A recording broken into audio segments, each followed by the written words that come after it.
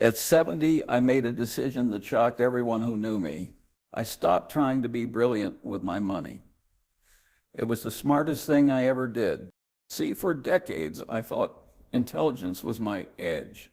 I'd analyze companies until my eyes hurt, dissect balance sheets like a surgeon, and chase opportunities that made me feel clever.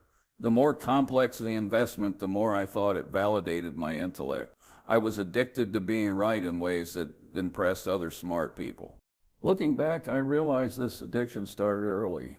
In my 40s, when colleagues would discuss their portfolios over lunch, I felt compelled to mention something they'd never heard of: municipal bond arbitrage, convertible preferred strategies, currency carry trades. I wasn't just investing, I was performing. Each sophisticated position was a small trophy proving I belonged in rooms full of smart people. The financial media fed this addiction perfectly. Every magazine promised strategies the pros don't want you to know and advanced techniques for sophisticated investors. I subscribed to everything, read everything, convinced myself that complexity was the price of admission to superior returns. Simple buy and hold strategies were for people who didn't understand finance. I understood finance. Then something happened that changed everything. I realized I was making the same mistake as the Harvard MBAs I'd watched destroy themselves in 2008. They were so busy proving how smart they were, they forgot to ask a simple question: what happens if I'm wrong? But the real wake-up call came 3 months later, during a dinner party at my neighbor's house. A group of us were discussing the market, and naturally the conversation turned to our investment strategies. One by one, each person described their approach: complex option strategies, international arbitrage plays, sector rotation models based on technical indicators. When it was my turn, I started explaining my elaborate derivative position. Halfway through, I noticed something disturbing. I was using terms I wasn't sure I fully understood, describing correlations I couldn't verify, and defending assumptions I hadn't really tested. I was parroting the language of sophistication without the substance of understanding. That night, lying in bed, I asked myself a question that changed everything. If I died tomorrow, could my wife understand what I own well enough to manage it? The answer was a humbling no, not because she wasn't smart enough, but because I'd built a portfolio so complex that it required a PhD in finance just to evaluate whether it was working. That's when I understood the difference between being sophisticated and being smart. Sophisticated meant impressing other people. Smart meant surviving my own mistakes. Let me tell you about the investment that humbled me into sanity. It was 2009, and everyone was panicking about real estate. The obvious play was buying distressed properties, but that felt too simple for someone of my supposed sophistication. Instead, I found this elaborate derivative strategy that would profit from real estate volatility while hedging currency risk and capturing yield spreads across 3 different markets. On paper, it was brilliant. In reality, it was stupidity dressed in a tuxedo. The strategy came recommended by a hedge fund manager who'd graduated from Wharton and spoke in mathematical certainties. He showed me charts, correlation matrices, and Monte Carlo simulations. Everything looked airtight. The downside was supposedly limited to 5. The upside was theoretically unlimited. What could go wrong? Everything. The strategy had 17 moving parts, each depending on the others working perfectly. When European debt markets hiccuped 6 months later, the whole thing collapsed like a house of cards. I didn't lose everything, but I lost enough to feel stupid. And at 70, feeling stupid about money is a luxury you can't afford. What made it worse was that while I was busy constructing this financial Rube Goldberg machine, my neighbor Bob was buying bank stocks. Just boring, simple bank stocks. While I was hedging my hedges, he was collecting dividends. While I was explaining my strategy to anyone who'd listen, he was quietly reinvesting his returns. 6 months later, he was up 40%. I was explaining to my wife why our sophisticated approach had cost us more than a new car. That's when I understood something profound. Past 70, brilliance becomes your enemy. Think about it. When you're young, you have time to recover from clever mistakes. You can afford to learn expensive lessons because you've got decades for compound interest to bail you out. But at 70, every mistake might be your last mistake. You don't get do-overs when you're calculating your remaining trips around the sun on your fingers. The cruel irony is that Age gives you the confidence to make bigger bets right when you should be making smaller ones. You've survived recessions, navigated market crashes, maybe even built substantial wealth. You think experience makes you bulletproof, but experience without humility is just expensive nostalgia. Here's what I learned that day in 2009, staring at my statement and feeling like an educated fool. The market doesn't care about your IQ. It doesn't care about your degrees, your track record, or how many books you've read. It only cares about whether you're positioned to survive when it decides to test your assumptions. And the market always tests your assumptions. Always. But here's what nobody tells you about getting older. Your assumptions become more rigid, not more flexible. You think experience is giving you clarity, but it's actually giving you blind spots. You stop questioning your beliefs because you've been right before, forgetting that being right in 1995 doesn't guarantee being right in 20. I started noticing this pattern in myself. I'd dismiss new investment trends because I'd seen it all before. I'd stick with strategies that had worked in past decades because they felt comfortable. I was using experience as a crutch instead of a tool, and that's when experience becomes dangerous. So I made a radical decision. I would stop trying to be the smartest guy in the room and start trying to be the most boring guy in the room. I sold every complex position I owned. Derivatives, options, anything that required a manual to understand. I kept it simple, a diversified portfolio of dividend-paying stocks, some treasury bonds, and enough cash to sleep through any storm. My portfolio went from looking like a doctoral thesis to looking like something a community college finance professor might recommend. The transformation was startling. Where I once owned positions in 14 different currencies, I now owned assets denominated in dollars. Where I once tracked commodity futures and currency swaps, I now follow the earnings of companies that made products I could see and touch. Where I once needed spreadsheets to calculate my exposure, I could now tell you exactly what I owned on the back of an envelope. My account statements went from 20 pages of indecipherable symbols to 3 pages of recognizable company names. Johnson & Johnson instead of mortgage-backed securities. Coca-Cola instead of volatility derivatives. Exxon instead of emerging market currency plays. My financial advisor was horrified. Charles, he said, this portfolio is so basic it could be managed by a teenager. I told him that was exactly the point. If a teenager couldn't understand it, I probably shouldn't own it. He warned me about opportunity costs and suboptimal asset allocation. I told him I was more worried about sleeping costs and optimal peace of mind. My wife, on the other hand, was relieved. For years, she'd watch me obsess over positions she couldn't pronounce, stress about correlations she couldn't follow, and panic about events in countries she couldn't find on a map. When I simplified, she saw her husband relax for the first time in a decade. My friends thought I'd lost my mind. Charlie, they'd say, you're leaving money on the table. Maybe I was, but I was also leaving stress on the table, sleepless nights on the table, and the constant anxiety of managing positions I'd convinced myself were clever. You know what happened next? I started sleeping better than I had in years. There's something liberating about admitting you don't need to beat the market when you're 70. You just need to not lose to it. The difference between making 8% and 12% annually might matter when you're 30, when you're 70. The difference between making 8% and losing 30% in one bad year is the difference between retirement and catastrophe. But the real revelation wasn't financial, it was psychological. For the first time in decades, I wasn't checking my phone at 2 a.m. to see how Asian markets were affecting my currency hedges. I wasn't stress eating during earnings season. I wasn't explaining my investment thesis to skeptical relatives at dinner parties. I had mental bandwidth again. Mental bandwidth I'd forgotten. I'd lost energy I could spend on my family, my health, my hobbies. It turns out that complex investing isn't just financially risky at 70, it's cognitively exhausting.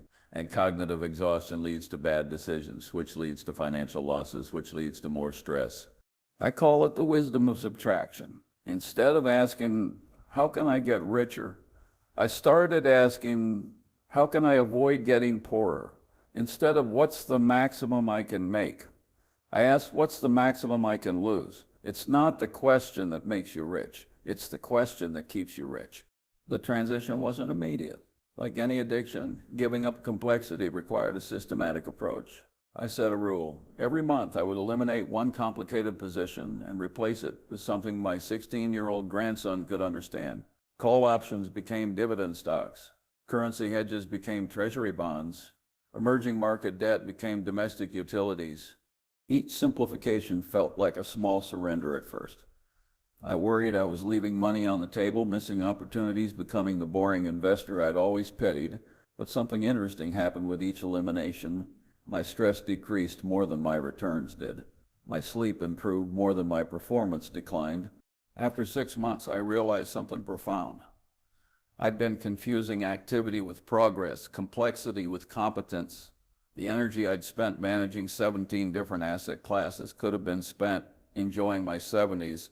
The anxiety I'd carried about European sovereign debt could have been channeled into playing with my grandchildren. I wasn't getting poorer by simplifying. I was getting richer in ways that mattered more than my portfolio balance. The most dangerous phrase in the English language for a 70-year-old investor is, "I think I know what's going to happen." No, you don't. None of us do. The moment you think you've figured out the pattern, the market changes the rules. The moment you think your experience gives you an edge, experience becomes your anchor dragging you down. I've watched brilliant people my age destroy decades of careful accumulation because they couldn't resist being clever. One more time. They chased cryptocurrency because they didn't want to feel obsolete. They'd leverage their portfolios because they thought they understood risk better than younger investors. They'd bet heavy on sectors they thought they understood, forgetting that understanding yesterday doesn't guarantee understanding tomorrow. Take my friend Richard, a retired engineer who'd built a solid nest egg through 40 years of steady saving.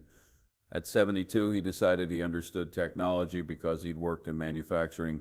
He put half his savings into a handful of tech stocks, convinced his engineering background gave him an edge. 6 months later, when the sector corrected, he'd lost more money than he'd saved in his last 5 working years. Or consider Margaret, a former teacher who'd always been conservative with money. She read an article about inflation and panicked into gold and commodities, convinced her fixed income was being eroded. She sold stable dividend stocks to buy precious metals futures. When commodity prices crashed, she discovered that protecting against inflation risk had exposed her to something much worse, speculation risk. These weren't stupid people. They were intelligent, accomplished individuals who made one critical error. They confused knowledge with wisdom, complexity with sophistication. Here's the hardest truth about aging and money. Your brain tricks you into thinking you're still sharp enough for high-stakes complexity, even as your capacity for recovering from mistakes evaporates. But there's a beautiful paradox buried in this truth. The moment you stop trying to be clever is the moment you become truly smart. When you accept that your job isn't to maximize returns, but to minimize regrets, you make better decisions. When you realize that boredom is a feature, not a bug, you start appreciating assets that compound quietly while you sleep. I started measuring my portfolio by a different standard. Could I explain every position to my 10-year-old granddaughter? If the answer was no, I didn't own it. This wasn't dumbing down my investments. This was smartening up my approach. Take dividend stocks. Young hotshots dismiss them as boring old people investments. They'd rather chase growth stocks that might double or might disappear. But when you're 70, getting paid every quarter while you wait for appreciation isn't boring. It's beautiful. It means your money is working even when the market isn't cooperating. Or consider treasury bonds. Financial advisors love to tell you about better yielding alternatives. Corporate bonds, real estate investment trusts, emerging market debt, and they're right about the yields. But they're wrong about the purpose. At 70, the goal of treasury bonds isn't maximum yield, it's maximum certainty. When the world goes crazy, as it inevitably does, treasury bonds are the one investment that sleeps soundly. The transformation wasn't just in what I own, but in how I thought about risk. Young investors think risk is the probability of losing money. Older investors should understand that risk is the probability of losing sleep. If you can't explain your investment strategy to your spouse without using acronyms, you're probably taking more risk than you realize. I also stopped reading financial news obsessively. This might sound crazy coming from someone who spent decades consuming every market report, earnings statement, and economic forecast I could find. But information overload is real, and it gets worse as you age, not better. Here's why. When you're young, you can afford to act on every piece of information because you have time to course correct. When you're older, information becomes dangerous because it tempts you to make changes you can't afford to reverse. I used to start every morning with the Financial Times, the Wall Street Journal, and 3 different market newsletters. By 8 a.m., I'd consumed so many conflicting opinions that I was paralyzed by choice. Should I worry about inflation or deflation? Was the dollar too strong or too weak? Were we in a bull market or a bear market disguised as a bull market? The problem wasn't lack of information. It was too much information. Every expert had a compelling case for their position. Every newsletter revealed a critical trend I was supposedly missing. Every podcast featured a guest who'd predicted the last crash and was now predicting the next one. Information overload leads to analysis paralysis, which leads to poor timing, which leads to buying high and selling low. The very act of staying informed was making me a worse investor. I was like a driver who couldn't choose a lane because every GPS app was giving different directions. I learned to ignore the daily market commentary. I stopped checking my portfolio balance every morning. I unsubscribed from newsletters that promised to reveal the next big opportunity. Instead, I read books about history, philosophy, and human nature. These taught me more about investing than any financial publication ever could. The results, my returns became more predictable, my stress levels dropped, and my sleep improved. I wasn't getting rich quickly, but I wasn't getting poor quickly either. And at 70, not getting poor quickly is more important than getting rich quickly. But here's what really surprised me. By simplifying my investments, I actually started understanding them better. When you own 17 different types of assets across 12 countries with various hedges and derivatives, you don't really understand any of them. When you own 10 solid companies and some treasury bonds, you can actually follow what's happening. Understanding your investments isn't just intellectually satisfying, it's emotionally stabilizing. When the market drops 20%, you're not panicking about exotic securities you barely comprehend.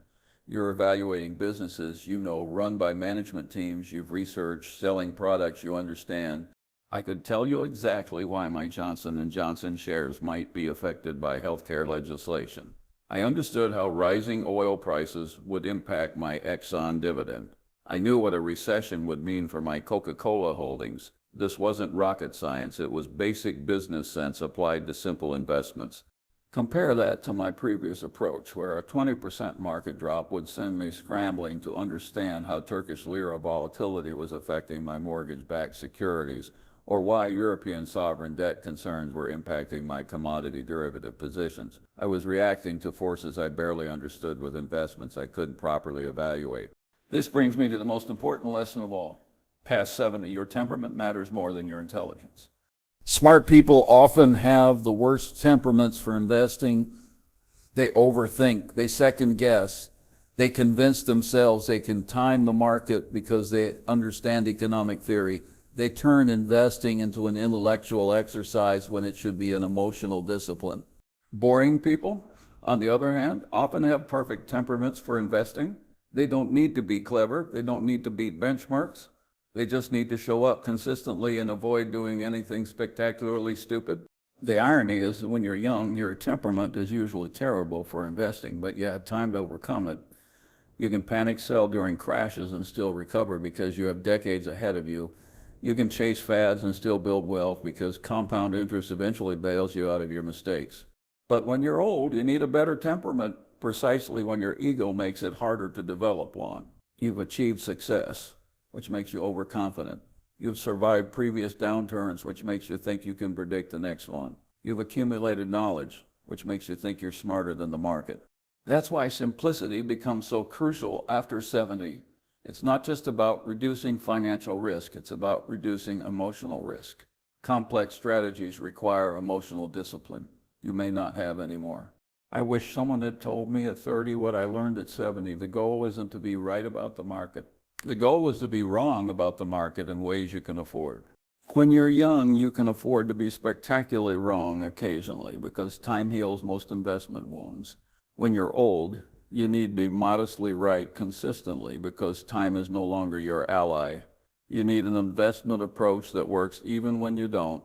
That's why I stopped chasing smart investments. Smart investments require smart timing, smart analysis, and smart reactions to changing circumstances. Boring investments just require patience and discipline. And patience and discipline are skills you can maintain even when your analytical edge starts to fade. Looking back, I realized that my brilliant investment phase was really an extended midlife crisis. I was trying to prove I was still intellectually virile by making complicated bets in sophisticated markets. I was using my portfolio to validate my ego instead of securing my future. The day I admitted I didn't need to be brilliant was the day I started acting wisely. Wisdom isn't about knowing more, it's about needing to know less. It's about building systems that work when you're not at your sharpest, making decisions that remain sound even when your assumptions prove wrong. At 75 now, I sleep better than I did at 50. My portfolio is boring, my returns are predictable, and my stress levels are manageable. I've stopped trying to beat the market and started focusing on not letting the market beat me. That's not settling for mediocrity. That's recognizing that past 70 mediocrity is a superpower. Consistent, boring, predictable mediocrity will preserve your wealth better than sporadic brilliance ever could. The investment industry doesn't want you to know this because boring investors don't generate fees. They don't trade frequently, they don't chase performance, and they don't need expensive advice. But boring investors also don't lose their retirement savings to clever schemes they didn't fully understand. So here's my advice to anyone approaching or past 70. Stop trying to be brilliant with your money. Start trying to be boring. Own things you understand in amounts you can afford to lose, for periods you can afford to wait.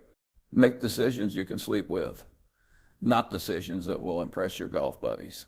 Build a portfolio that will survive your worst judgment, not showcase your best analysis. At this stage of life, you're not just managing money for yourself anymore.